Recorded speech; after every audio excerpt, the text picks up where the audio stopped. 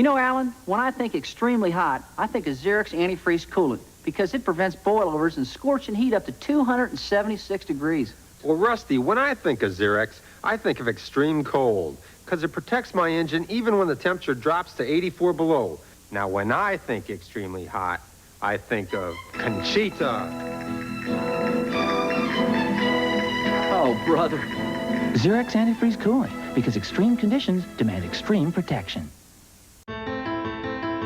And now a special presentation from Dinner with Racers. And welcome to Dinner with Racers, part 3 of our Alan Kulwicki special. Now, if you've been following up until this point, Alan Kulwicki is a hero of both Ryan and myself, who, quite frankly, there really isn't a whole lot of information about. And so, as we hit the 25th anniversary of April 1st, 1993, we wanted to put out a special of our own, a very different tone than what you're used to with Dinner with Racers.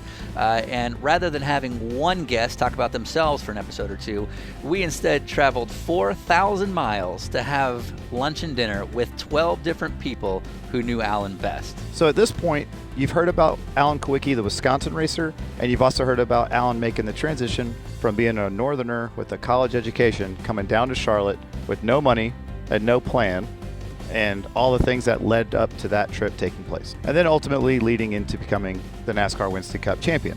So in this episode, we had a lot of stories that we heard that might not have been told before and might not necessarily have a real place in the legacy of Alan Kulwicki, but we just thought they were really interesting and unique and what defined Alan as a person, as a guy away from the shop, away from the track, and all the things that came along that we didn't even know about him at all. So with that in mind, these are not stories that have anything to do with a biography of Alan, just the cool stories. So we're actually going to start out with Alan's best friend. A gentleman by the name of Doug Mayer was Alan's best friend starting in their teenage years. They actually met at the local karting scene. And then Doug went on to build a very successful karting parts business, but without first working side by side with Alan at a hydraulic plant just as teenagers. And the cool part about Doug was that Doug is just a guy, he's a former racer, but he wasn't part of Alan's racing plans once things got serious. He was just the best friend that Alan would call when he was home, the guy he'd invite out to the track just to kind of hang out and have fun. And the cool thing about Doug is that you're going to hear stories that Ryan and I had never heard before or knew anything about the guy that we always thought was very, very serious. We even got a couple of photos of a really unique surprise gift that Doug gave Alan once, and we'll be tweeting those out, of course, as the show becomes more and more known. But we were also able to eat at Katerina's in Milwaukee, Wisconsin, which was a really cool Italian place, and that's a restaurant that Alan and Doug used to frequent regularly. So it's kind of neat to be able to eat in the same restaurant that they did back when they were out disco dancing and chasing women and all sorts of trouble that we learned that Alan actually did like to get into. So without further ado, Mr. Doug Mayer. So this was your place. This is one of the favorites, absolutely. Yeah. Right. Nice Italian place. He liked good food. Yeah. That's one of the things he would almost always do for me. We'd go somewhere, he'd buy dinner. It was his treat. Right. Because he often stayed with me when he would come back to Wisconsin. So nice. He usually did, almost always, yeah. Is that like a Kulwicki thing? Because Jerry would apparently always pick up the tab for Captain Bob when those guys would go out. Jerry did the same thing. Yeah. Yep. Yeah. So that was like the Kulwicki trait, was like no one was paying. Right. Interesting. Right. Okay. How did you ever try and sneak it in? Did you ever, Oh, I definitely did. Absolutely. Yeah, sure. You were sort of telling us offline, I mean, that obviously wintertime in the karting business is a little bit slower. Right. So now you're also working at a hydraulic plant. Right. All right. So what was that? With Alan, right? With Alan. Yeah, a place called Pagel Hydraulics, who the owners had his sons in karting. That's how we knew him. Okay. And so this whole thing is just this like sort of large karting family that you kind of see in any region it's you go. karting and everything else, you know. So I started working there in the wintertime. Alan was working there part-time, going to college. Yeah. And we just started hanging out. You know, it started pretty soon. We'd go to the nightclubs. Yeah. The discos back then. Yeah. Yep. In your late teens, early 20s? Yep. And you're making that huge hydraulic money. Seeing who could, meet the nicest girl, the good-looking girl. Right. See who had the best clothes. Are we talking bell bottoms? Oh, absolutely. Definitely. Back in the day, you bet. Yeah. In the disco days, you bet. Yeah. Lunch ups? How far were the sideburns? Sometimes long sideburns, buttons unbuttoned a little bit here. Right. Oh, Yeah, yeah. you got to show it off. Yeah. Got to You show got off the it. goods. You gotta show it, Yeah. And, So, again, I don't know why we just became buddies. We hit it off. We were good friends. And there were times over the years that we unknowingly wound up dating the same girl. Maybe one of us dated her 3 months later. Okay. Alan would meet somebody, go, hey, this is so and so. Oh, wait a minute, I used to Like, date her. Oh, hey. We've met. we met. Yeah. Yeah. We met. Yeah, a lot of fun, a lot of good stuff. You know, we wound up. There was a place called Bally's Health Club, Bally's Yep. Fitness. Okay, Right. that's still wrong. My dad gave myself, my brothers memberships Okay. early on for our birthdays. Around 1980. Is that like a subtle hint? yeah. It was just something he gave us, and we all joined up. And so then eventually Alan joined, and then him and I used to play racquetball. Okay. And anybody that knows him, He's lightly I say competitive. he wasn't the most graceful person, you know. Right. So learning to Oh, play, okay. learning to play racquetball was a challenge for him. Right. Oh, interesting. It was a blast, though. It was good. And the reputation we know, which is why we want to sit down with you, is that he's not known for his tolerance of not doing well. Yeah, the intensity was more on the racing side. Okay. Yeah. And it was more at the track. So it wasn't all things all the time. No, Okay. no, absolutely. He was. I've got some pictures here. Sure. I'll show you guys. This is the side of people that people never saw. Like, here's him. He came to see our. And He some came of to this we see can me do at our over video. shop, and he see the hat my that he goodness. puts on. He's Yeah. got the lid, and he's just Yeah. screwing around. Yeah. Yeah, And yeah, he's yeah. holding a Somebody just picture of a screw- very scantily clad. Yeah, that was a calendar. woman you know, calendar. Right. Yeah. Boy. Probably a swimsuit, Yeah. Right. swimsuit calendar. Okay. You know? Yeah. And he's got to put this hat on. You know, he's got the lid flipped up backwards. Great photo. Just freaking off. You know. And like I said, we wound up being better friends after we worked at the same company. Yeah, And sure. starting to go out and starting to chase girls. So it was really and- the hydraulic Yeah. deal that kind of brought you guys together. Yeah. Okay. And then you know, so weekends, especially in the wintertime, we'd go out, you know, different nightclubs and things like that. Yeah. You had different girlfriends. Friday nights were usually reserved for going to the nightclub, and Saturday nights were date night. So I've seen the way he Goodfellas. Had it laid out. Yeah. Oh, okay. yeah, Okay, I'm right, following this. right, yeah. yeah. Very good. Okay, so you're saying he did just fine. Absolutely. Yeah. Yeah. All right. Between the two of you, who was the better closer? It depended on the style. We had a little bit independent of our own style. Absolutely. Yep. Right. Did his style change I'd over say- the years? A little bit. I mean, absolutely. you're a yeah. good-looking guy now. Yeah. So I imagine. Yeah, you were doing you just guys fine. you guys are probably pretty deadly. We did okay. Yeah. we Yeah, did okay. you were doing just Plus, fine. you're like, yeah, and we race and stuff. yeah, Yeah, you know, exactly. We have a Yeah. job. That was You got your own national business. Like, you're doing fine. Yeah. Yeah. I mean, obviously, there's things I can't tell you or the world. Yes, you there know, But maybe once this thing is off our heads, we can talk about that. Right. Sure. But yeah, just fun stuff, you know. And again, just a lot. Back then, there were nightclubs everywhere, you know. Yeah. And there were discos. That's Yeah. just the way it was Yeah. in the 70s and in the early 80s. You know, Right. people would go out and they'd go dancing. Yeah. You know, there weren't just bars. You know. Right. And there were certain guys that didn't go to the discos, but that was a lot of fun. That's Yeah, why sure, we went there. sure. Yeah, you know. right. Sure. That's what we did. You know. So what was the name of the one that was the spot? The Tropicana. The Yeah. Tropicana. Tropicana, All right right. in Hales Corners. That's yeah. awesome. And that was Hills The Corner, Tropic- Wisconsin? Right in Hales Corners. Yeah. Okay. Yeah. Okay. That's And excellent. it was a cool place. Yeah. All right. What was his weakness? So like, I'm known for mine, but like some guys, their weakness is crazy, or their weakness is brunettes, or their weakness is Probably blondes. I Blondes. would say blondes. Yeah, Okay. that's consistent. that was his poison. Yeah. Blondes. Okay. He liked. It's consistent. You're right. Okay. Yeah. He liked girls with big lips for some reason. Oh. That was his okay. thing. Nice lips. You Sure. gotta have good lips. Sure. You know? Yeah.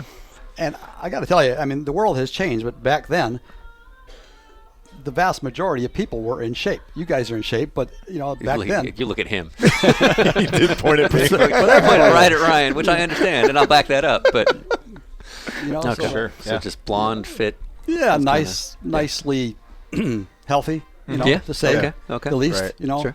and fun. You know, Yeah. people that were fun. And when we were up here for Tom Roberts was here for a event at Kulwicki Park, Mm-hmm. and there was just a conversation about Alan. A lot of people didn't know it, and they said, "Boy, do you think he'd ever get married?" And everybody said, "No, he'd never ever get married." And I said, "Wait, you guys, hang on a second. He actually, we went out one night, and I don't know how it went, or if we went out, he went out with a girl, and he called me later on." Bit of a sad story, but he actually asked somebody to marry him. This is after he had actually gone down to Charlotte, but he came back and he always spent time with me. He took this girl out on a date. They went out to dinner, Yeah. and he asked her to marry him, and she turned him down. So Oh. he was really, I mean, he thought for sure it was going to happen, you know. Wow. And he was sad. I was going to say, he was if sad. you're Especially if you're a guy who's and not he- having hard times to and get he's that kind of rejection. busted Sure. his butt all his life, you know. Yeah. He goes, Right. And I can clearly remember to me. I remember he says, "What's it all for?" he was just dejected. Really? Wow. Yeah. So Well, it's also probably for a guy like him where he, you work hard on that car to find that extra tenth. If you work hard enough, you're going to find it. But when it comes to trying to date, I mean, that's a person with their own opinions. It doesn't matter what you do. You can't change what they think. And so it's probably got to be so different that he can't alter this outcome. yeah, they like the person that they like, and Yeah, you don't and always that's know it. why. Sure, you it know, doesn't matter, understand yeah. it, But Working too hard can hurt you. Wow. So so interesting. that was just the way, that was that moment. Again, that was a while after he had already moved down south. Okay. And I don't know if you want her name or not, but Yes, I do. But it's up to you. Where's You can she bleep now? it. Where's Jody. she- What's she do now? Jody, her name was Jody Winkelmeyer. Okay. Okay. And if you guys Heartbreaker. have ever heard of Sprecher beer, Yeah, root beer, yeah. beer, she married Randy Sprecher. Oh. So eventually. Oh, well, she's probably doing fine. She's done fine. She's doing just fine. She's done Yeah. just fine. Okay. Well, I I don't mean, think she even knew him back then because it wasn't around. But Yeah. And then Alan famously liked root beer floats. Yeah, as we learned. the one that got away. Exactly. Like you bring him a Sprecher root beer float, he's like, no. no. Yeah. I don't think. I don't know if he was in the picture back then. Right. Sprecher wasn't, Right. but it was Yeah. sometime little, later. little irony there. Yeah. No, he gave up root beer. Wouldn't touch it after that. Yeah. He's off. Yeah. All right, so discos. We know the blonde was His favorite drink was 7 and 7. That was his thing. It didn't matter. What's the 7 and 7, by the way? I don't know. Seagram 7 and 7 7 Up. Up. Oh, okay. Yeah. Sensible. Probably liked his number 7. Yeah, card yeah, number yeah, 7 that later. was nice. Yeah, right. It all goes back. Right. 7 and to the 7. sevens. He like had to Seven. train to like the drink. He's like, this is awful, but I have to do this. No, that's what he usually drank. Right. Yeah. Would he drink if he got down, or would he drink to celebrate, or just drink to be social? Yeah. If we went out to dinner, he'd have a drink. Yeah. I mean, never. I mean, if we went out dancing, Yeah. chasing girls, Sure. Well, yeah. we'd have a few. Yeah. Yeah. So, Par for the course. Now, we heard that his dad, Jerry, when it came to his Manhattans, which was his drink, Right. He had to make it because he was specific. Like, it was his concoction of how to do it. When it came to drinking, was Alan a product of his father in that sense? Like, if he wanted a 7 and 7, was it his way? not too much. Oh, okay. I don't remember that part of it. Right. I don't think so. I think people usually brought a 7 and 7, pretty Sure. straightforward. Okay. Yeah. He seems like, I think what we've learned, especially in this short conversation we've already had, is that the intensity stems from racing. Yeah. Like that was the thing that he the was racing like, part was the intense Yeah. part. Absolutely. and like things like that. I mean, we because were like competitive in a fun way, like I said, when we used to play racquetball. Right. Sure. That absolutely. Or It seemed like you didn't compete over girls necessarily. Like, there might be an overlap, but there wasn't we necessarily. competed. Like, yeah. Oh, you did? Oh, absolutely. Yeah. Yeah. In the sense that, like, that was the girl you were interested in, or it's just that Alan couldn't because you wanted to? Both. If Okay. we were out somewhere and there was somebody we were both finding interesting, Yeah. but we didn't always find the same girls. Sure. Okay. To our liking. What's Yeah. your style? The same thing that it used to be. Okay. Slender, natural blonde. No, I'm just, I don't know if they make those anymore, but Fair. Yeah, because the story on Alan generally is that you hear the phrase, it's hard to get to know. And what we've heard from several people that know him is that if you were clearly not kind of going in the direction he was in terms of motorsports stuff, Right. and taking it as serious as he was, he and Jerry just didn't need you.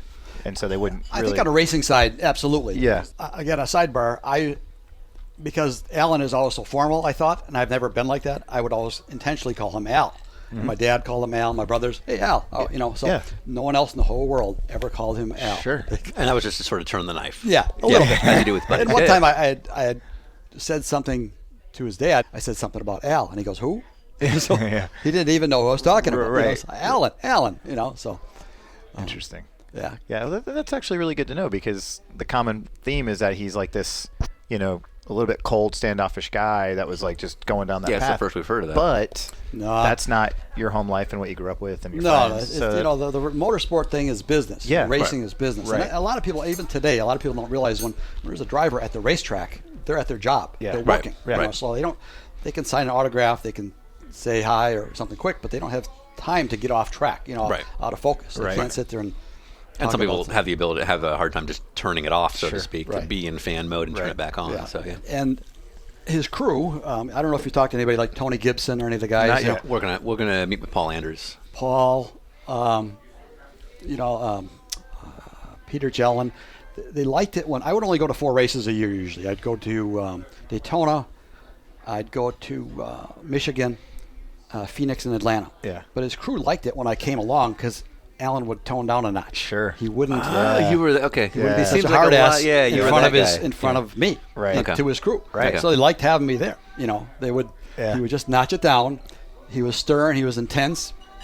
But he wasn't going to kill anybody when I was there either. you Right. know. Nice. He just Okay. wouldn't do that. You were just that calming influence. Yeah. Yeah. And that was kind of cool. Yeah. There were a few times we'd go to different racetracks at some of these, and he'd say, "Hey, Doug, go up and see where that Panhard bar is on Rusty Wallace's car. You know, the track bar they call it." Who is his friend? Yeah, and they don't know me for that. right, You know, right, I'm just right. walking I'm just around, a fan with a camera. but I could Right. check it out. Yeah. you know, Right. So I could do that. You know, absolutely. I'd look at things for him from time to time, you know, Yeah. to see what was going on. Yeah. Whether I understood it or not, you know, Right, I right, could come right, back and right. report what was going on. Yeah. You know. He was running in the IROC series. Yeah. Yeah. Once upon a time. I have no idea what year it was, and I was down at Daytona with him. Okay. And he says, "Why don't you go up and take a little piece of clear tape and see if you can put it on the grill? You know, just scrunch it up, put it on the grill." Well, again, we're pretty innovative people and competitive. So I take the tape gun, a piece of clear tape, and I put a piece of clear tape all the way down the side of my leg. Yeah. I had my jeans on, you know. Yeah. Clear tape all the way down my leg, and I walk up to the front of his car, and I'm acting like some yo-yo, just looking around. I bend over, and I pull this tape off my leg, and I put it all the way across the grill. And he finally gets up there. He goes, "No, not that. You can't do that. They'll kill me." You know? So he made me scrunch it up a little bit, look more nonchalant. Make it look you a know. little more like it just accidental. blew Yeah. off the track I and don't on know the this, grill. I don't know this Yeah. guy. See you at the airport. Yeah. Yeah. I think the car eventually failed. Unfortunately, it blew an engine or something. Right. but, Weird. Yeah, I don't know. With maybe- tape all the way across the grill. No, it wasn't that. Yeah. Something broke. Something broke. They're like, this never But again, happens. I mean, there aren't too many people in the whole world until today that even know about that. You know? Yeah. So Yeah. Was he like, I know exactly what this guy eats all the time. Yeah. Like he was delayed yesterday getting in, and so I just went and picked up food because I knew he was gonna have time to eat, and I knew exactly what to order because we hang out too much. Yeah. Like, what would Alan occasionally order on a regular basis? Like, was he like one of those guys that's like, I have to have steak and potatoes? he Or liked was the steak, but Yeah. when he was racing, he got in this thing where you do the carbohydrate loading, which they don't do as much anymore. Right. Okay. Right. So he would almost always have spaghetti the Yeah. night before the race. Oh, no kidding. And I don't know if you ever heard that, but he would, No. he always wanted So to have carb up. the 3 S's Okay. the night before the race. So if he was, had met a girl, and he would say, "Hey, you got to have the 3 S's before the race," Oh. Sleep, Okay. spaghetti, and they would go. sleep again. I don't. And Yeah. it depended on what they said was depended on part of his outcome that night. Okay. So The 3 S's. Well, I still don't. I figured. spaghetti, and then Oh, sleep is one of them. Okay. Yeah, Okay. sleep, Sleep, spaghetti. spaghetti, and then there's a third S. Well, you Yes. probably go spaghetti, second S. Second S. Sleep. Sleep. And Yeah. depending on Usually what the one girl follows said- right after the other. Yeah, And exactly. if she didn't say Yeah. the right answer, we get Yeah. 7 Up. Right. Yeah. Sure. 7 Up. 7 Up. That's exactly it. Spaghetti and sleep. So he would go back to, it moves to Charlotte, would come back occasionally, I'm sure, for just like holidays as well as, business and things like that. Right. When he came home before the Cup Championship, was it like the prodigal son returns, or was it like he's still kind of just a guy that's trying to do a thing? Sometimes he would stay at my house. Yeah. He'd always come and see us at our store. We had the karting business. Yeah. Come and hang out there for a while. We'd make some plans, what Yeah. we're going to do for the weekend. And Yeah. sometimes he'd be here for an appearance. Yeah. Okay. You never knew. Okay. Just different things. Was he recognized out here before Oh, the yeah. Cup Championship? Yeah. Oh, yeah. Okay. Yeah. Fairly well. Yeah. In the ASA days. Right. Because he did ASA for a few years. Yeah. And he was pretty good at that. Because I guess I just don't know what the racing, especially like the NAS or stock car scene around here. Like if we come to a restaurant like this, Yeah. is somebody going to recognize him? Or maybe a bar. Yeah, or a bar. A bar probably here, Okay. probably not. Yeah. Okay. I know him and I came here one time. We were in those booths over there, and Nice. I have some cousins that are women. They were next to us, or she was on a date or something. Sure. Yeah. She didn't know who he was. No clue. So- Okay. Okay. Right. Right. Yeah. Right. So, yeah.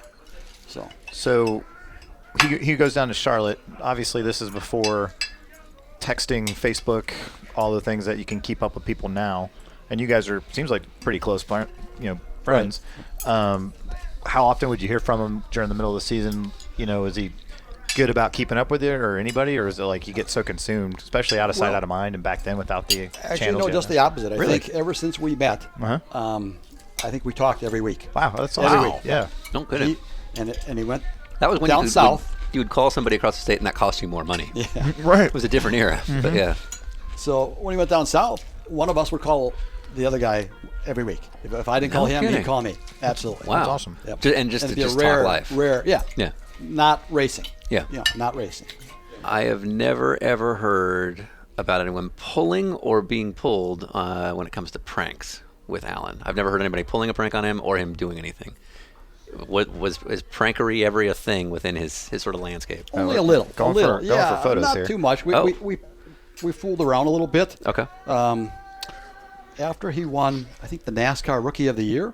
Okay. They had an Alan Kulwicki Day over at Greenfield High School. That was like Right. 86. Yeah. And he had no idea that I was doing this, but I invited someone to come put on a performance for him. Oh my God.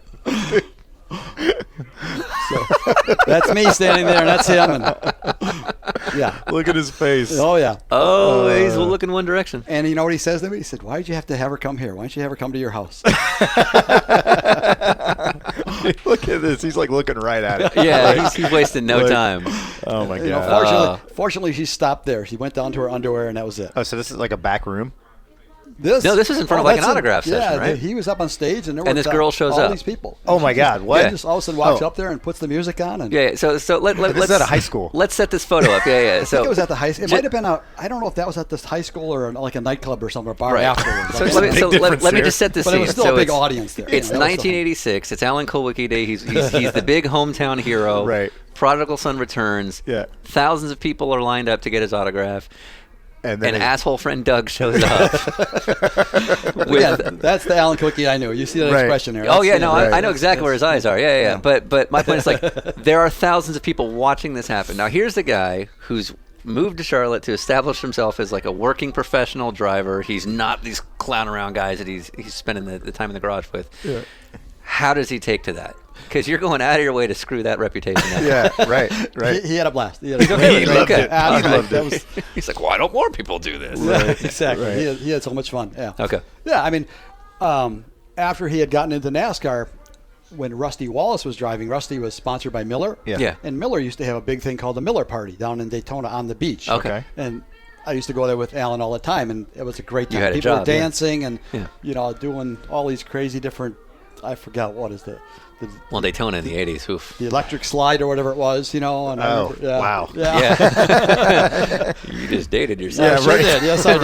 right, right. Exactly what I Well, thought. I remember him and I were just a few months apart. Yeah. Man. Yeah. So racing used to be awesome. And we'd go to these places and we'd meet these girls and he'd introduce ourselves and he'd go, "Yeah, you could just call me Kulwicki." Oh, no. He's like, hey, pops his collar. It's Alan Kulwicki, like Kulwicki. That was You his got to game. slow That it was down a his little line. bit. You got to slow it down a little. Kulwicki. Did it work? Well, sometimes. It's cold in the winters up here, man. Like, you got to do what you got to do. That's right. Right. You have to. Yeah. Kulwicki. Man. So you were in Phoenix in, I want to say, 88 I was 88. when he won his first Yep. Cup race. I was Obviously- the guy. Back then, they had the tire war. They had Goodyears and Hoosiers. Oh, right, right. So he assigned me to be the tire vulture. So whenever somebody would crash out of a race, I would have you're to the go there guy. and buy their tires or negotiate to Right, get their right. tires. And we've heard rumors that he'd like see somebody blow up and be like, "Hey, go check on the 26. They got some tires we Like can get." mid-race. Exactly. Yeah. Well, when he's racing, that was me. that particular race anyway. Yeah. I would You- have to go watch for crashes, watch for people You're falling that out, guy. and try to buy their. And I have to go walk up to Junior Johnson like, "I'm sorry, but Yeah. can I have those?" Yeah. Polish victory lap. Yeah. We all know about it. I've heard the logic that he just wanted to put some sort of signature on it so that people remembered it. Right. Was that planned? Yes, we talked about Yeah. that long before that. Really? Like, what am I going to do? What's going to be cool? What do you think? Yeah. What do you? Yeah. So this was like a 2-year thing Yeah, in the him, making. him and I were talking Yeah. about that. What do you think if I go backwards? Yeah. He told me about that long before anybody knew about that. Really? Yeah. That's Oh, yeah. cool. So it happened. Yeah. And it played out exactly like you thought. And it was kind of cool at that race. Me, my oldest brother Greg was there. Yeah. My next oldest brother Tom was there. Tom's son Tommy and me. We were all there. The whole gang was there. Yeah. Nice. Yeah. Big celebration that night? Pretty good. Yeah. Yeah. Pretty good. Yeah. There were a lot of people. Obviously, everybody becomes his friend then. Yeah, of course. You know how that is. Yeah. Yeah. So we just heard from Doug Mayer, who is Alan's, go-kart buddy all the way up until the NASCAR stuff, and they were always friends. They kept really close together. And as a best friend, Doug didn't exactly lead us down the path of Alan's women exploits. The funny thing is that the person that did is none other than Father Dale Gruba. Father Dale is a well-known Catholic priest in the Wisconsin area. He's actually been around the racing scene his whole life, and he even went and did the double with Kurt Busch a few years ago when he raced the Indianapolis 500 and then the Coca-Cola 600. He actually took Father Dale on the plane with him, had him as a good luck charm, and we were really excited to get to meet him just because he's written a book about Alan. He was Alan's priest. He's got more dirt on him than anybody else we really spoke to, and he was willing to share it with us. So we ended up eating at 680 North at a country club in Green Lake, Wisconsin, and it was a really beautiful area, a lot of snow on the ground. We had a pretty quiet lunch, the whole restaurant to ourselves, and we got to listen to some pretty neat stories that nobody else had, and take a listen to Father Dale Gruba. So at what point does Alan Kulwicki come across your radar? Alan came across in those early days. See, and again, like I was concentrating and doing invocation stuff in central Wisconsin, so that was there was a regular circuit that the guys raced 5 nights a week. Sure. Yeah. And Alan was racing in Milwaukee area, so he was racing Slinger, Kaukauna, places like that. Where I got to know him was when we began to do specials like the Slinger Nationals and the Red, White, and Blue Series up at Kaukauna. Okay. And he would be there, and the drivers from central Wisconsin would be there too. And he, one of the things we want to talk to you specifically about is he was quite a religious man. He was. Yeah. You know, for instance, in that week before, or 2 weeks before the championship race, you know, his parish in the south was Thomas Aquinas Parish. Okay. And you know, he went to mass there whenever he was in the Charlotte area. And like the 2 weeks before, you know, he went to daily mass, you know, just as part of his spiritual preparation. He went to the weekend masses all of the time, and you know, and he was also, like, in his briefcase, which he carried. Yeah. He had a book that had Bible verses for each day. Sure. You know, if you're from the Midwest and if you're from the North, you tend to make your religion more of a private practice than maybe down in the South and in the Southeast. Sure. So I don't think a lot of people realized, you know, the depth of his religion. He raced with a St. Christopher devotional. Yeah, you know, medal. what was interesting Was about that prior to knowing you? Pardon? St. Christopher? Racing with St. Yeah. He was doing that well before he knew you. He correct? used it well before he knew it. Yeah. And he had it welded under the seat of his car. That's really interesting. Yeah, we were talking with John Janik, and he said that, you know, when they were at a track that might not have a service provided at the circuit at the time, that he would go to mass on Sunday morning if he could get it, you know, if he could find a church close by and stuff like that. You know, it was something he really was you know, important to him. And there was a story about how one time Don Hawk, who was, you know, one of his business administrators, he had missed mass, and then that night they went out searching until they found a priest, and Hawk, who was privy to the conversation, said that he thought what they were talking about was, you know, the fact that he had missed mass, and wanted to make up for it by tracing down a priest and saying hello. Yeah. That's interesting.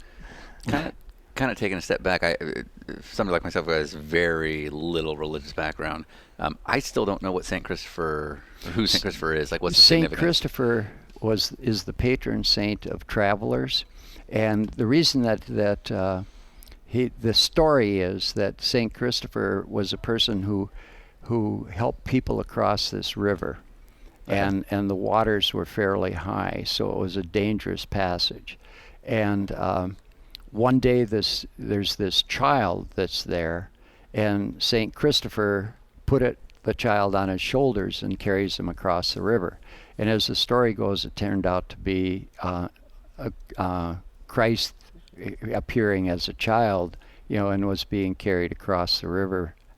And Christopher proved himself as a saint by doing that for him. Yeah. It's pretty self-explanatory as to why you would carry that with you, but did Alan ever discuss the significance to him, or is it just something that's kind of implied based on that story? It's just, I think it's just a Catholic practice, because like I know I have a St. Christopher medal in my car, and you know, it's just something that you'll find a lot of Catholics do. They've got that medal. Is it welded to the bottom of your seat? No, okay. It's up on the visor.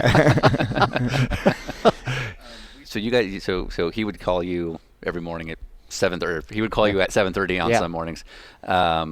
Was it spiritual guidance? Was it looking for pickup lines? What were the conversations like between you guys? Conversations were spiritual at times, and other times they were just the conversations of a friend, Sure. and where he was going and what he was experiencing in life, and and there was there was a lot that was always going on in his life, and so there were just a lot of things to talk about. But the interesting thing was he always was very, very strict about separating his racing life from his his other life, his what we would call, I guess, friendships and so forth and things like that. And he was funny as all get out when he was away from the track. Just had a sense of humor that most people didn't realize or never knew.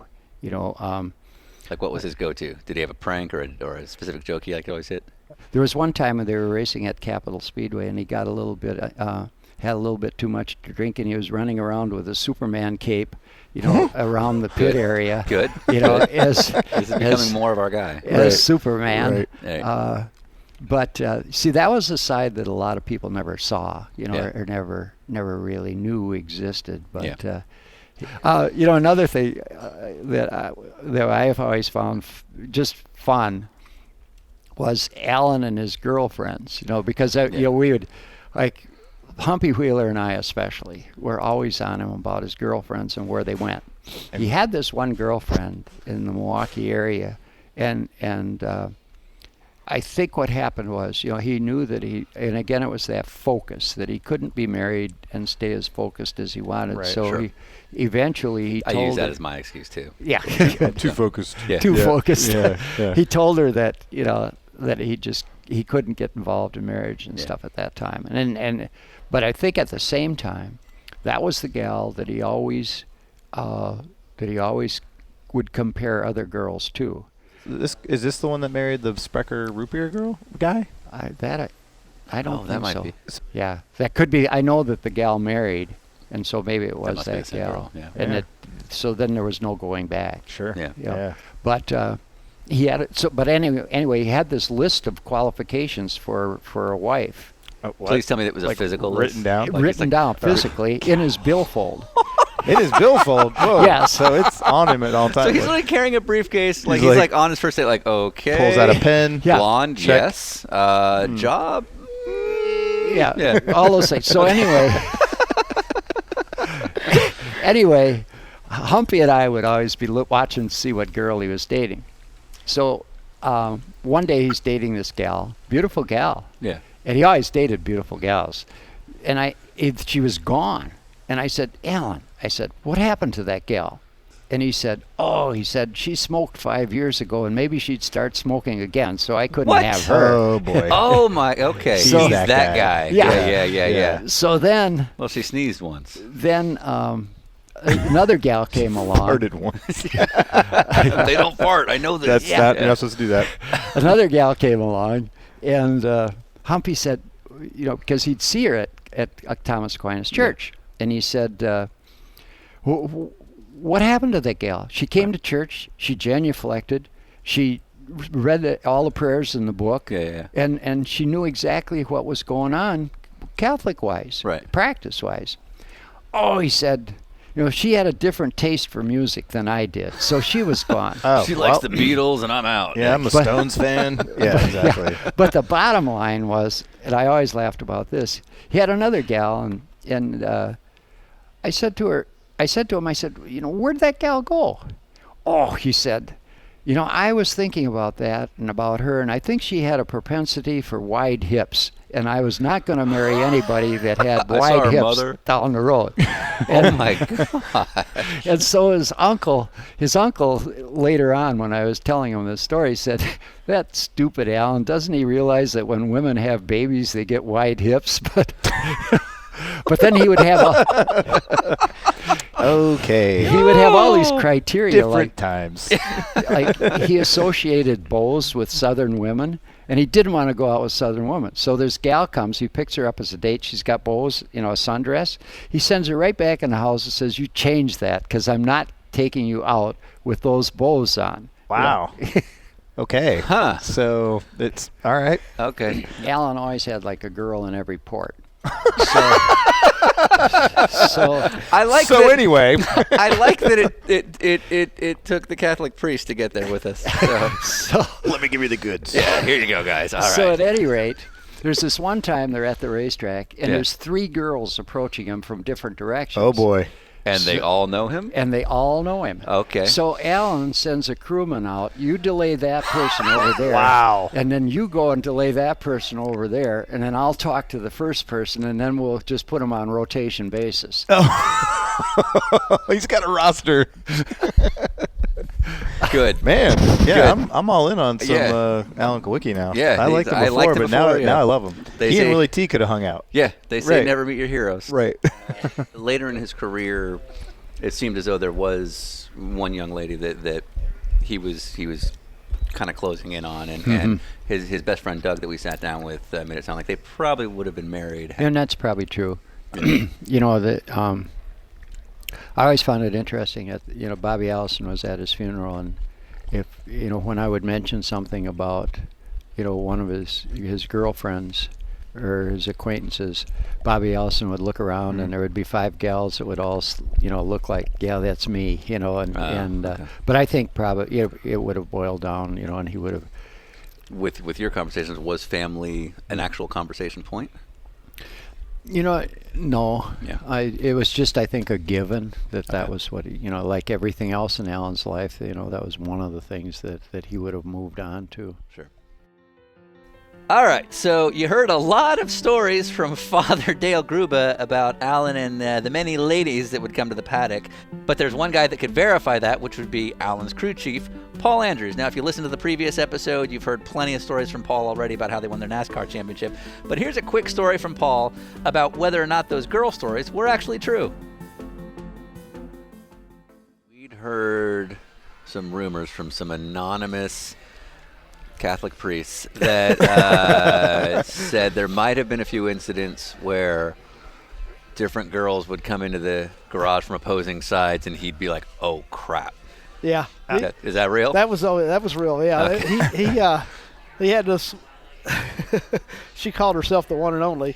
Oh. And Wow. Literally sent him all kinds of different things, you know, drawings and made there's a Okay. one little picture of a car, not a picture, but a knitting of, probably not exact, some type of knitting of a car on a frame. Okay, not Yeah. those kind of and drawings. signed it the Yeah. one and only, you know, and Okay. you know, Wow. yeah, she was off and on, you know, she wasn't like she's just a complete stalker. She was Sure. off and on. Okay. So it's like She's sometimes a stalker. Yeah. Sometimes not. Yes, Yeah. yeah, exactly right. So yeah, that was he had a lot of different women for sure, and you know, he'd have a girlfriend. This is one thing we give him a hard time about all the time. Is say we had this one girlfriend, and she's beautiful. Yeah. You know, I mean, every one of them was I drunk. would say he seemed to do pretty well. Yeah. Yeah. Yeah. And she was beautiful, and he dated her for a month or whatever, you know, and you know, the next thing you know, she's gone. You know. Yeah. Somebody else comes in, or the one and only comes back, or something like that. So what happened to Jane over here? You know, so I don't know. I met her mother. Oh. I just, you know, she's going to have a tendency to have a big butt later on in life. Confirmed. We didn't say this on the air. We had this conversation in the car. I think it's hilarious that our new friend, a Catholic priest, Father Dale Gruba, was the first one to really let us in on the, oh yeah, there'll be girls coming from every direction. Oh, yeah. We're like, wait, what? What? Father, The say it priest again, knows this? please? Yeah. You're the first one to tell us. We, again anonymously, heard that there was a literal criterion list that he carried around a in his handwritten briefcase. list. Did you ever see such a thing? I've seen it, but I never got to read it. Yeah. Yeah. So, but you can confirm that was real. Like Yeah, real. he would have had a checklist of Yeah. what he was looking for in Yeah. a lady. Wow. That is an Wow. engineer right Yeah, there. he's funny now. Did you ever have to lie to anybody? Like, yeah, he's in a meeting. Oh yeah, Okay. yeah. If there was one already there somewhere, might have to head the other one off. I think like one of the hidden stories of Alan Kulwicki is like the guy was a ladies' man. Yeah, Yeah, clearly. he did pretty well. Yeah. Yeah, he had a good time. Did you hear the story? Have you talked to Kyle Petty? No. Kyle Petty'd be hilarious. Kyle Petty's got a story about 2 different shoes at the party. Proceed. Continue. So Kyle was picking him up at his house, probably in Charlotte. This is fairly later on, you know, at his house in Charlotte. And at the time, this is when you hear Alan's side of it, he was trying on. He had 2 different pairs of shoes on. Okay. And he was looking in the mirror which ones he wanted to wear. Then Kyle came and beating on the door. Come on, Alan, let's go. We're late. That type of thing. And, Right. and of course he probably got sidetracked somewhere along the line. Sure. That's the way he went to the party. Okay. Nice. Just, let's go. Let's go. He didn't realize it until he got to the party, and it was too late then. And now we're going to go back to Tom Roberts, who you heard from in episode 2. Again, longtime PR guy in NASCAR and a close friend of Alan's. And here's a couple more stories from Tom. Kind of Joni offline, so to speak. Was ever like, oh, this kid doesn't know what he's in for? No, Yeah. there wasn't. And again, he had, I'll give you a good for instance. He had so many people rooting for him. Yeah. Yeah. Bobby Allison, Bobby knew him. Like I said, Father Gruber was, how's this? I've got, I think I've got copies in the box. We did like a newsletter, Alan Kulwicki Race Club or something like that. Well, and it's the first year that we did that. Who do you think the president of the Alan Kulwicki fan club was? Not a clue. Carrie Allison. Huh. What? Carrie Allison, who was Bobby's younger daughter. Huh. How old Now, was she? think about this. At that time, but Davey becomes a declared rookie candidate driving for Earl Sadler. This would have been the year before he hooked up with Yates. and all right? this. Yeah. With his sister. And his sister is the president running of the Alan Kulwicki fan Kulwicki club. Race Club. Well, you hit on something a little bit.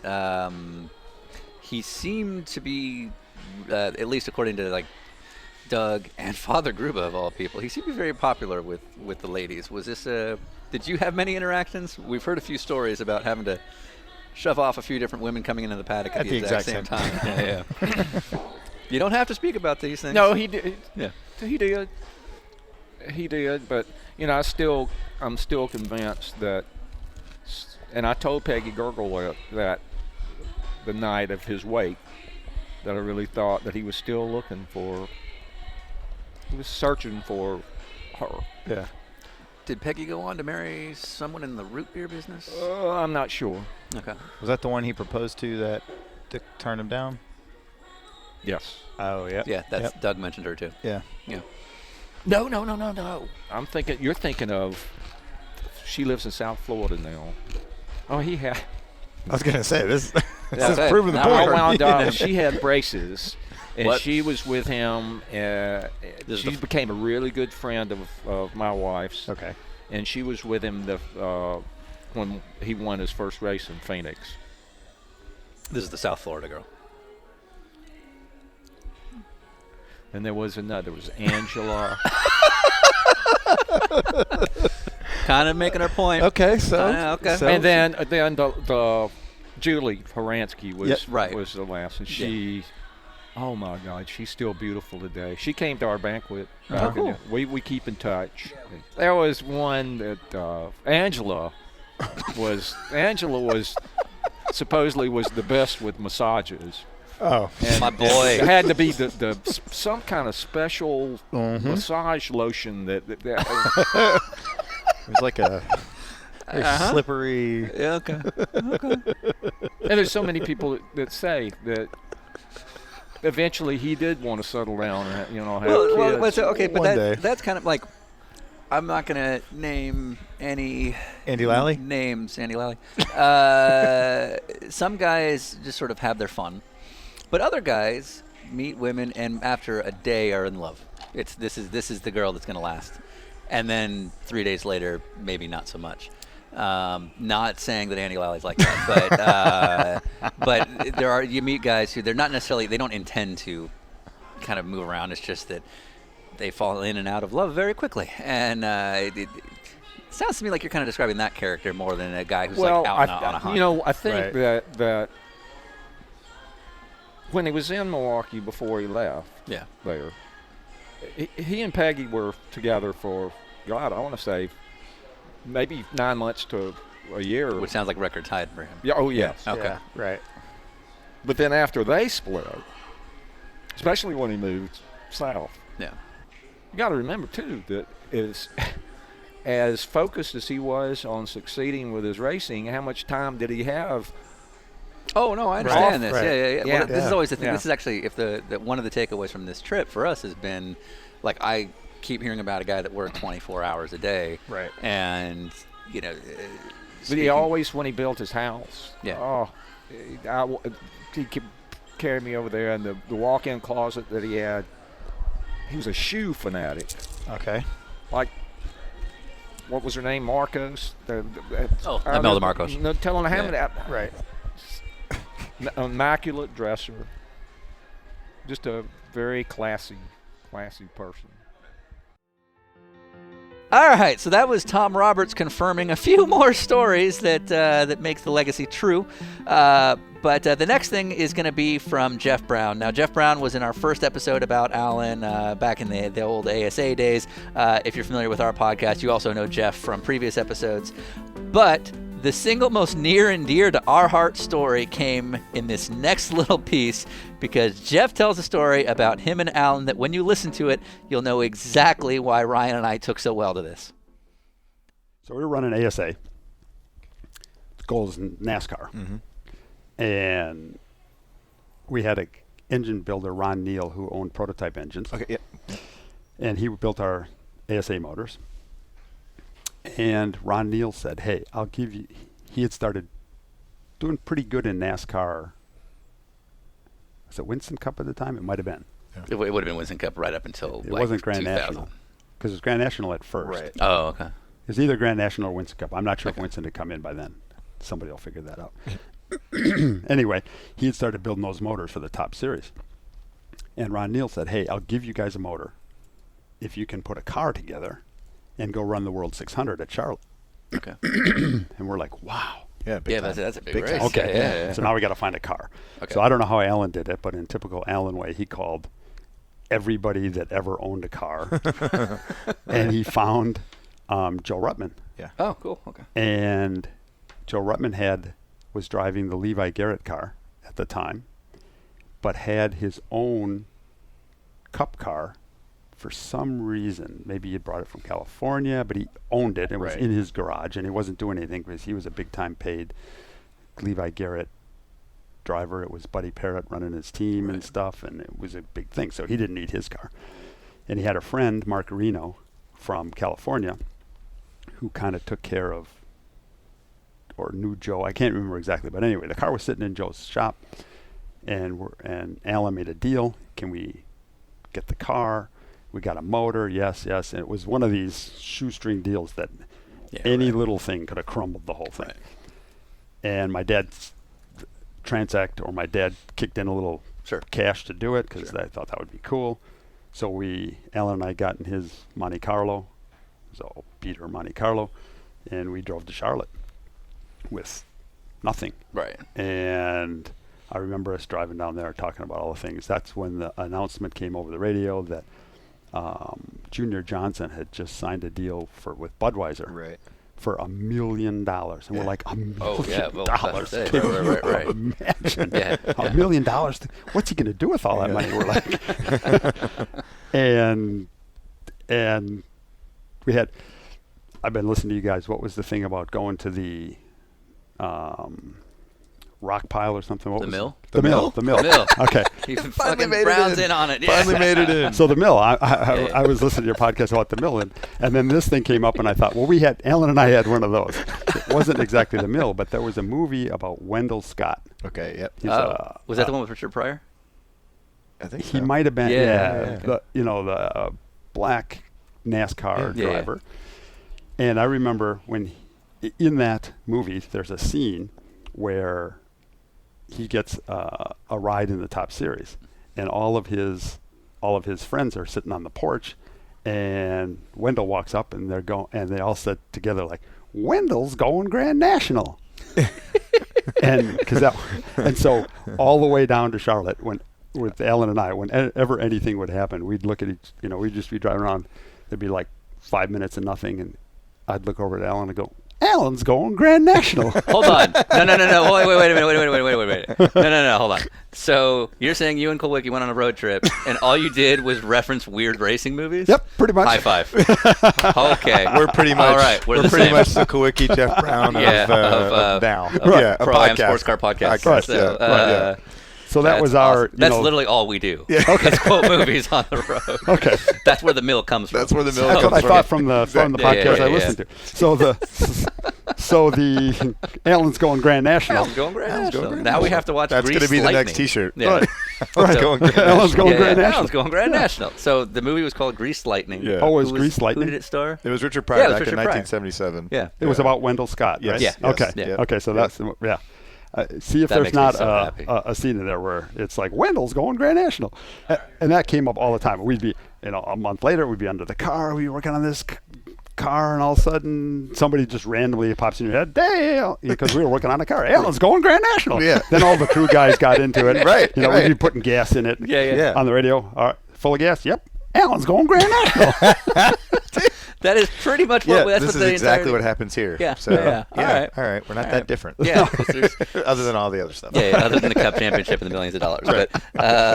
But So we built the car. yeah. We went out to Charlotte, went around for the first time, and this thing, we were really slow. And I remember Alan coming down pit lane, come into the garage.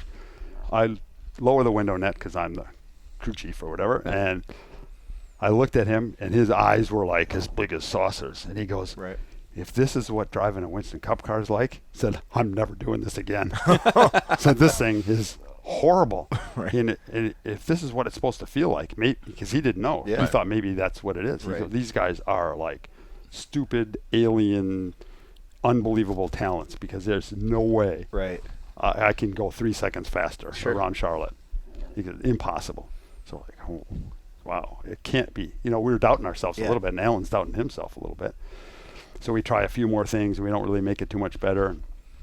So Joe Ruttman, it was his car, and he got done with his top ride. Big ride, yeah. And we said, Joe, take this thing for a few laps. He's like, yeah, okay. So he kind of snuck around, and he went out for a couple laps where his sponsors didn't know or whatever. More like a lap. Came back Right. in the thing. He goes, don't let anybody drive this car. It's going to kill somebody. So we were like, whew, okay, Yeah. that's Yeah. good. Right, Went right. back, and I can't remember. We found that we had the rear end housing in wrong, and Okay. it was like pointed toward the wall and trying to spin out all the time or something. So we fixed that, and we got it pretty decent. Yeah. And we're actually good enough to qualify. And then, unfortunately, we never ran the car because we had some of the sponsors on the car had needed a liability insurance policy. yeah. And they had told us that. They had told Ruttman that basically, Right. that you have to have this liability because it's his car, and if the car goes into the stands, then the yeah. guys Yeah, get right. sued. Yeah. This is people may not know that it's actually not that uncommon. Right. No. To have liability insurance against your sponsor. Right, Yeah. because you hurt somebody and name's the on it. sponsor, Yeah. the They name's get on it. sued, yeah. So you're trying to indemnify them of anything Yeah. going on. Exactly. And it's relatively easy to get. Right. Right. Even in, this was probably 83 or 4 or something Sure, like that. right. It's still easy to get, but you can't do it the day before you qualify. Yeah, right. Sure. And Joe Just email them. basically dropped the ball. Right. He was supposed to get it. That was part of the deal. The sponsors came along and said, okay, let's, I want to see it. Yeah, right, of course. And I said, Joe, where's that policy? And Joe went, oh, yeah, I never did that. And the sponsors went, stop. Yeah. Right. Went back in the hall and we never did it. Nice. So it was too bad. But Right. anyway, that was a fun experience. Now we're going to hear from Stan Johnson. Stan's a famed industrial designer and marketer in Wisconsin, paved his own path at a young age, real hands-on guy, building hot rods, all sorts of cool things, designed a lot of neat parts for different big companies. We were able to see a lot of that when we were at his shop. Now, he took Alan on as a pro bono client when he needed some help landing sponsorships, was able to help with marketing decks, as well as livery designs on the famous Xerox car that Alan won his first NASCAR race in, and ultimately the Hooters car, which Alan was able to take to the NASCAR championship. We ate with Stan at the North Star restaurant in Brookfield, which he's a regular at, and while we were enjoying a really nice meal, it started snowing outside more than Sean and I have ever seen before, which made for a really sketchy ride later to the hotel. But all in the hopes of bringing you guys an awesome free podcast about Alan Kulwicki. Let's hear what Stan has to say about Alan.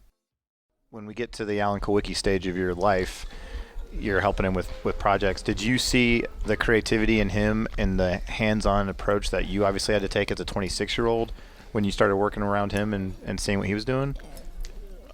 What I saw in Alan was a guy that was smart.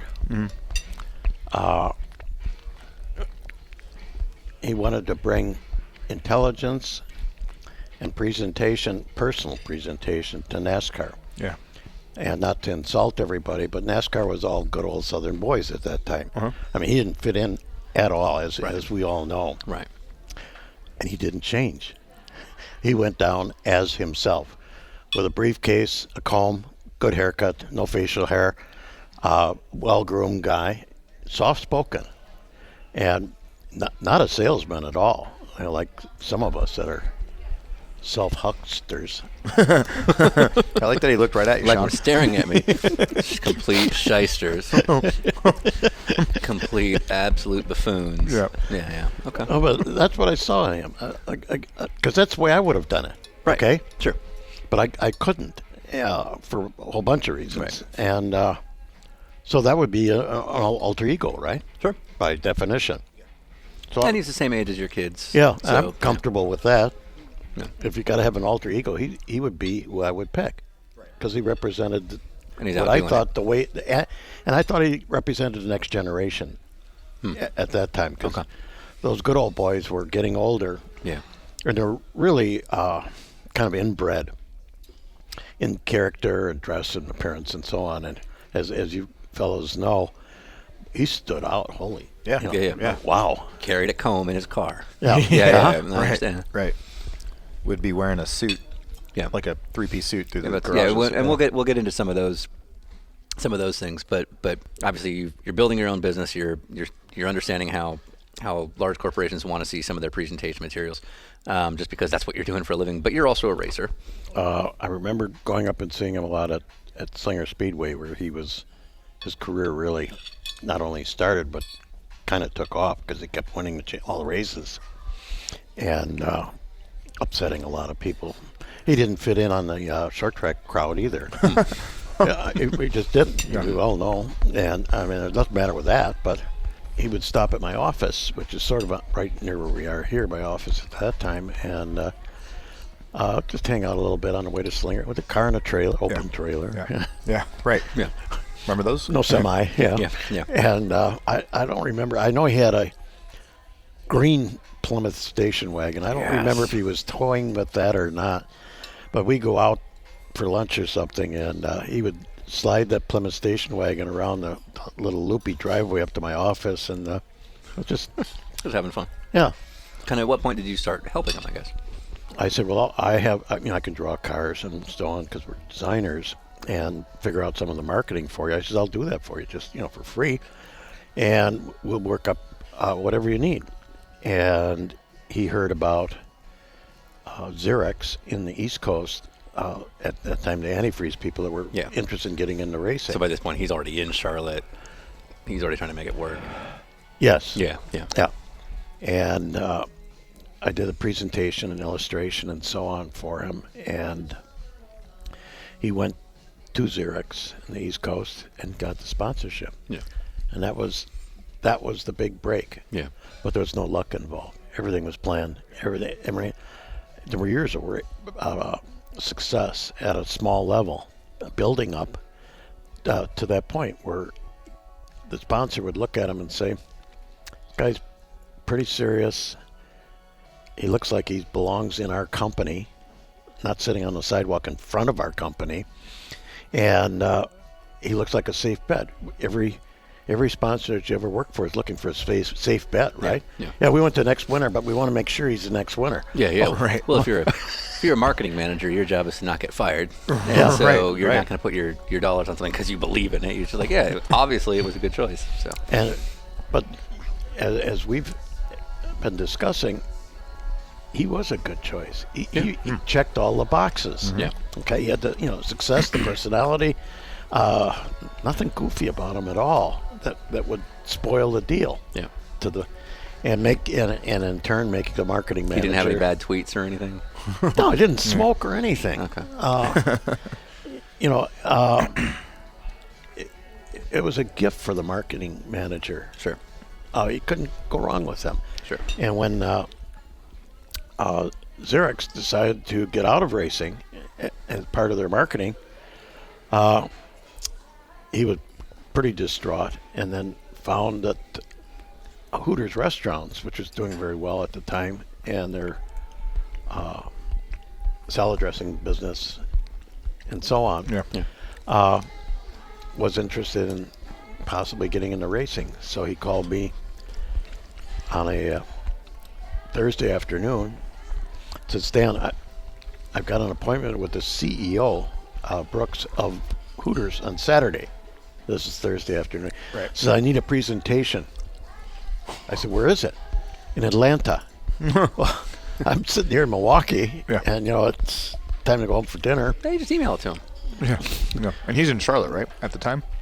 Yeah. Yeah. So it's not like he can sit there, really hold your hand through it. Yeah. He's just talking. He wouldn't see what I did until he opened it up at Hooters. 'Cause I had to do the illustration that night so I could send it out overnight mail. Yeah. Mail. I've heard of such a thing. Yeah, little stagecoach and stuff. No E. Yeah. Just mail. Just mail. Okay. And I had to email it to Hooters, to the CEO. Yeah. Because Alan was moving. Because he had no way to get He was there. driving. Yeah, it's Thursday. Yeah, he was driving. So to set the stage, the internet is not an option at this point. There is no email. But not only is there not email, like there's also no internet for your own research. So there's no Hooters in Wisconsin at the time, I don't think. Well, there wasn't one nearby, right? Yeah. At that time, I don't remember where I got the logo. Right. I don't think there was one. But so my point is, like, a guy in your position, you have to learn about the brand as best you can. Normally, like just everything from the color palette to the design scheme and how they like to use their logos, to just what weird sensitivities do they have that I don't know about, and what things should I avoid. Usually, you can spend a couple hours, diving into the internet and figuring that stuff out. You don't have that option. It's Thursday. You've got to get a rendering done to make express mail cutoff the next day so that it gets there. Right. So I honestly have no clue. How do you, in 1992, how did somebody, when the drop everything I need to get a sponsor deck out in my profession is not that uncommon. Right. But it's also not that hard for me to reproduce. Yeah. Well, actually, don't say that. I mean, it's really hard, James Safranis. It's really hard. But in your case, like, it sounds legitimately hard, because I think about it today, I don't even know how I would have investigated Hooters at 4 o'clock in the afternoon on a Thursday. I don't remember how I did it, because I knew it was orange. Right. And just by paying attention. And somehow I saw the lettering somewhere. And since I had no time, I made up the illustration. Right. And it was 11 by 17. It's big. I don't do little illustrations for something like. I want it to be the only thing on his desk. Right. Yeah. And sent it down to the corporate headquarters. And Alan must have. I don't know if he opened it up in front of the CEO or first, but that was the first he saw of it.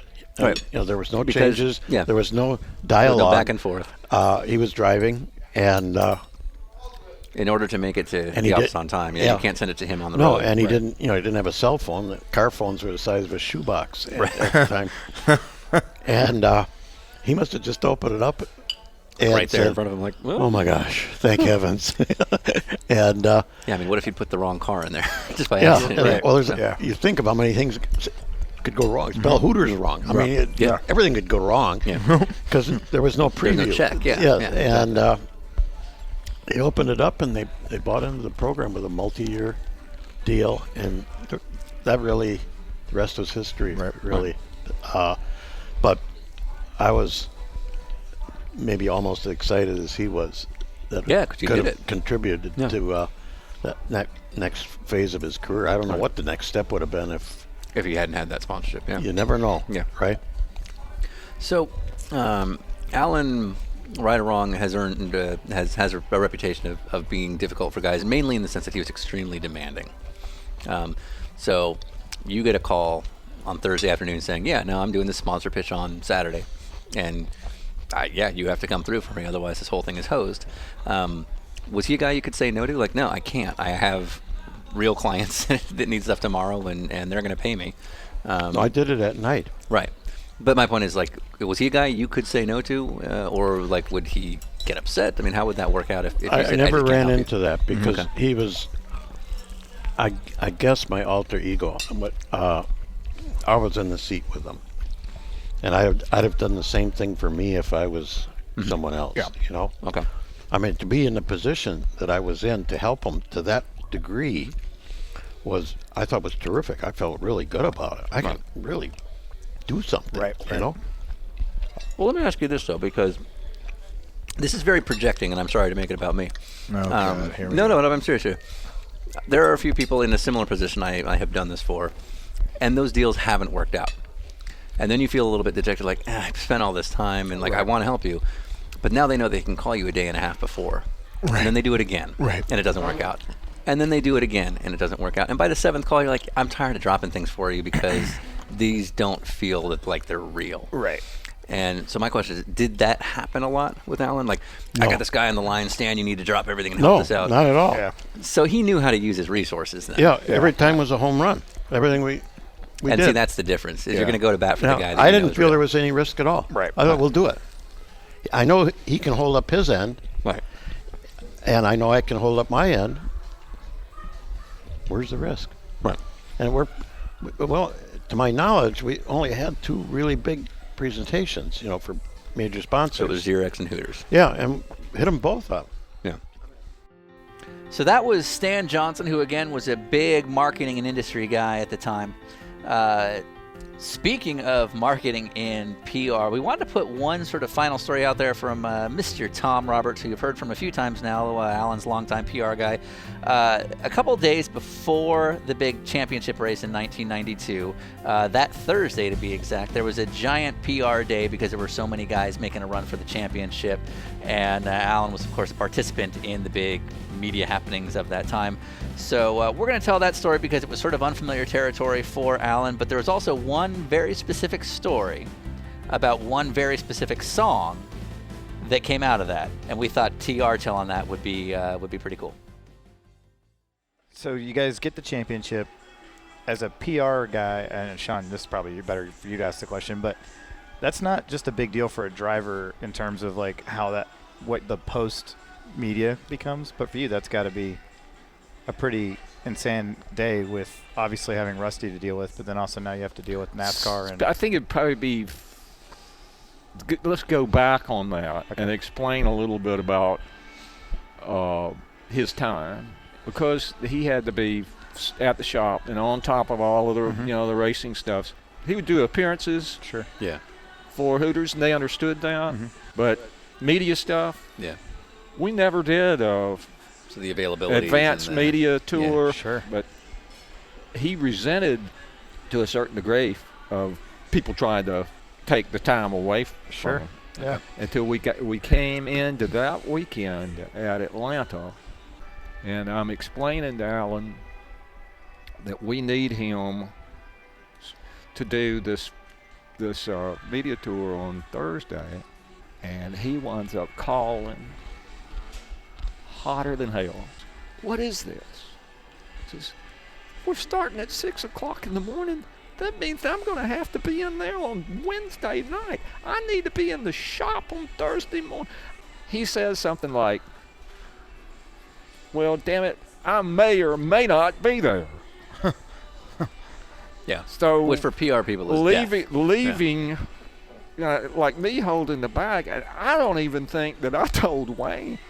Right. And I had Mark Brooks had us a limo with the Hooters girls.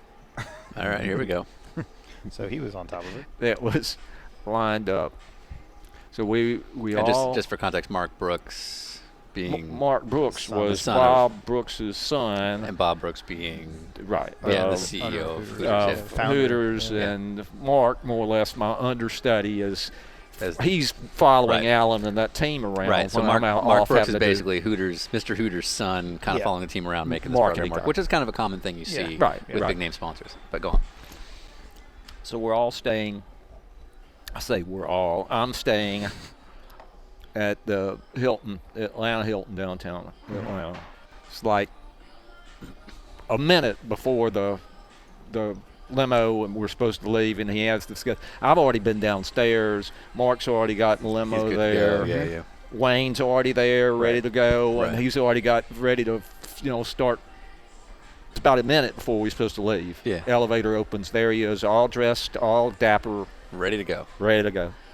True pro. So we visited all the TV stations. We had a media deal at the Hooters in Jonesboro. There you go. For lunch. I got a call from Jenny Nickel, who worked with Terry Linger.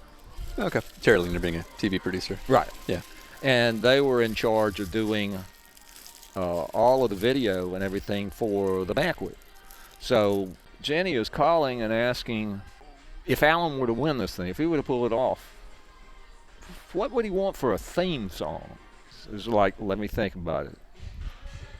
During all of our moving around, Alan tells me My Way. That's the song that he wants. Yeah, by Sinatra. Yeah. Well, he just says My Way. Oh. That's all he says was My Way. Yeah. So we wind up, I'm explaining what's going on as we're going up the elevator and everything, that Mr. Brooks wants us to come. This is the meeting of all the franchisees. And he goes in and he just wows the crowd. Yeah. I mean, they're all coming out to the race. They're all going to be wearing their Hooters. They're all going to be pulling for Alan. and all. So I think that even Mr. Brooks was very impressed. Yeah. So we're leaving to go back. Limo pulls back in. He gets out, sticks his head back in, and he says, what we were talking about, it has to be Sinatra. It was just, you had to have almost mental telepathy or whatever to stay. Follow this train of logic. Yeah. Now, this is lunch that he's telling me that he wants My Way. Right. And we don't talk about that at all, the rest of all of the, everywhere we've gone. And then he sticks his head back in and he says, and it has to be Sinatra. So that's the kind of communication that you had. And then, oh my God, what I had to go through for that. On that particular day, is he shitty with you because he's got to do this media stuff? He really gets into the swing of Or things. is he like, I'm just going to do my job? And He really that's part gets of into it? the swing I of got things. you. He's not sitting there being like the disgruntled, like, I had to be here for you to go do that. No. He understood. He understood the part. I'm guessing the freak out is when he first looked at the schedule, because I think a lot of us are guilty of this way. When you've got 100 things going on, that initial shock of, no, I got to do this. This changes what I was going to do. Yeah, I had a plan, and now I don't have it. And then because it was so abstract, anything he'd ever done. Right. He thought that he was going to come in, sashay, and lunchtime on Thursday. Right. And then back to the shop or whatever he was doing. Right. That was the story of how Alan then became synonymous with the song My Way by Frank Sinatra, as told by the guy who lived it. So we're going to close out episode 3 with a little bit of a somber tone, but one that we thought was very, very important. So as we established in the first episode, Alan went through a lot of family tragedy at a young age. He lost his mother at age 8. He lost his brother at age 13. His grandmother, who sort of became the matriarch of the family, he lost her the next year. And of course, this whole time, while raised by his father was fairly distant, doing his own stuff in USEC.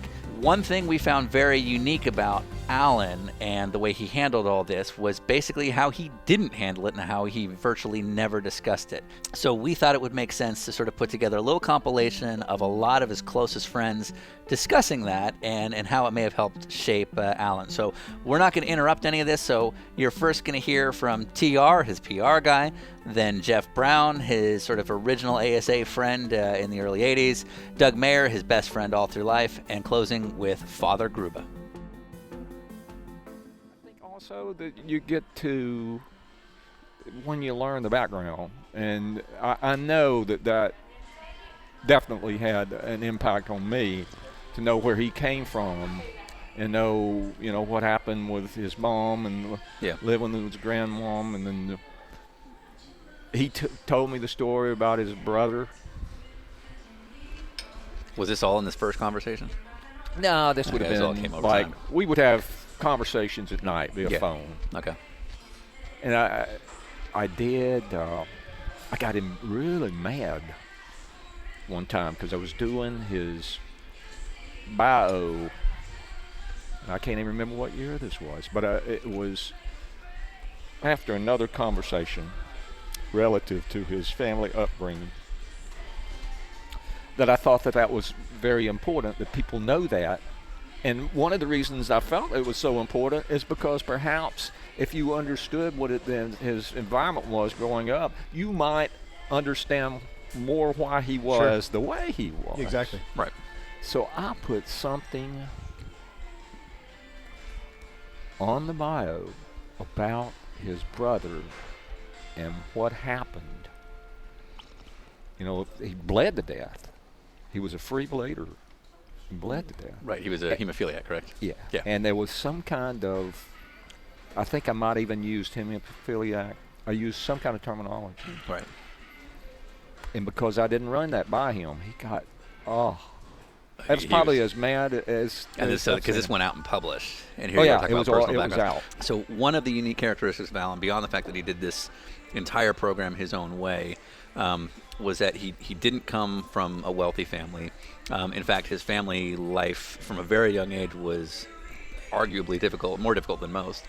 So his father, Jerry, was a famous USAC engine builder.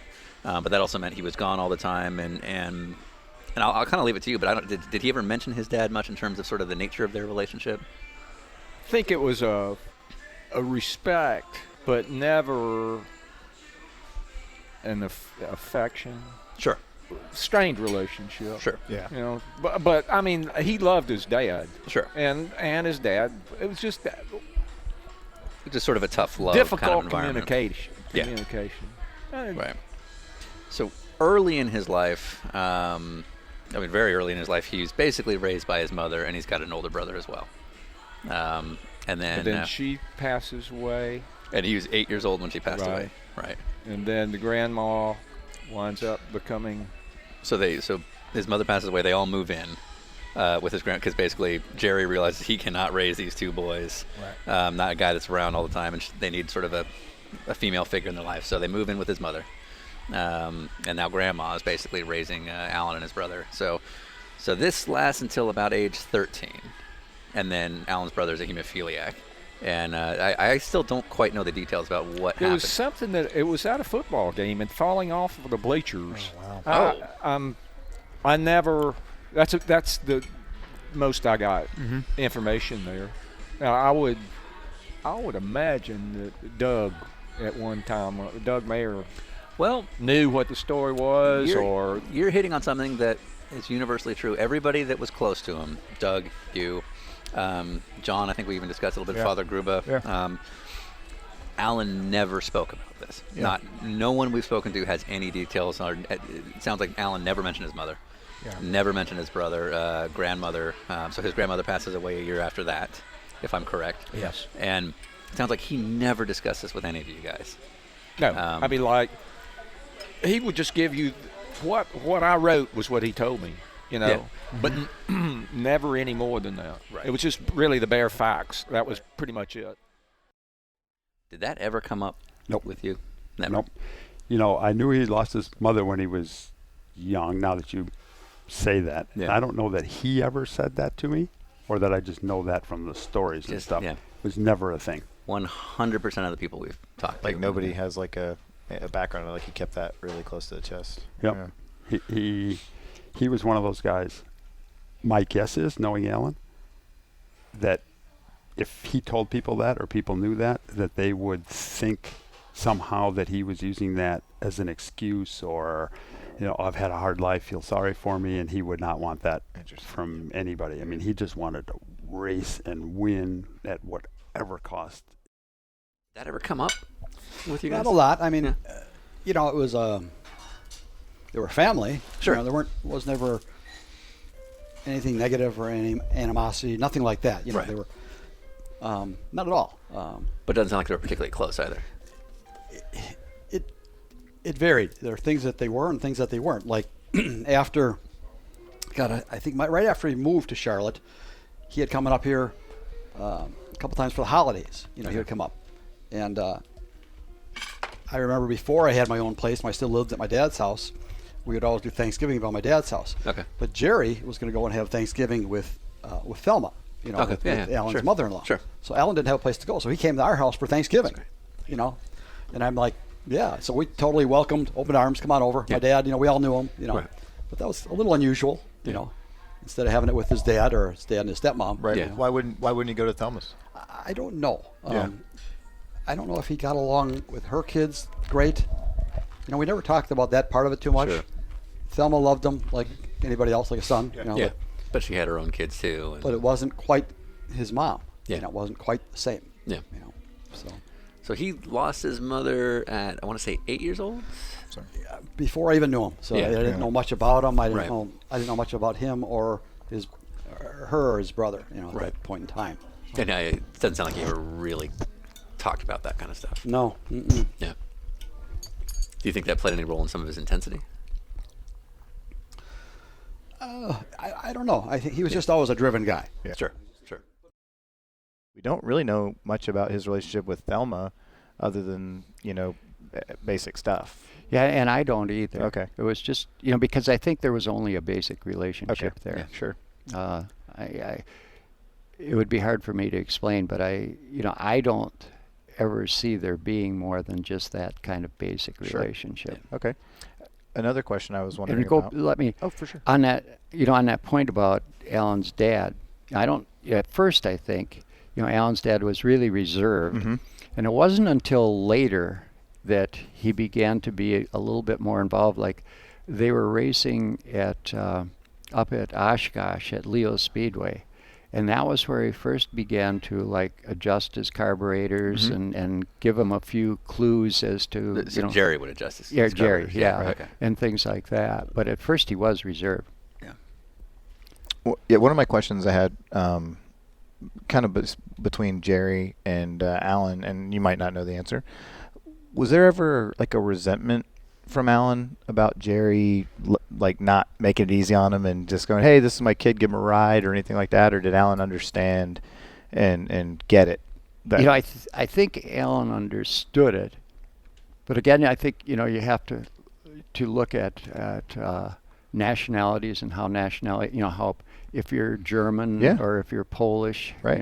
there's a relationship kind of that's father-son Kind of a cultural relationship. standard, It's yeah. more of a business type of thing maybe than if you were in a different, like if you were Irish or some other.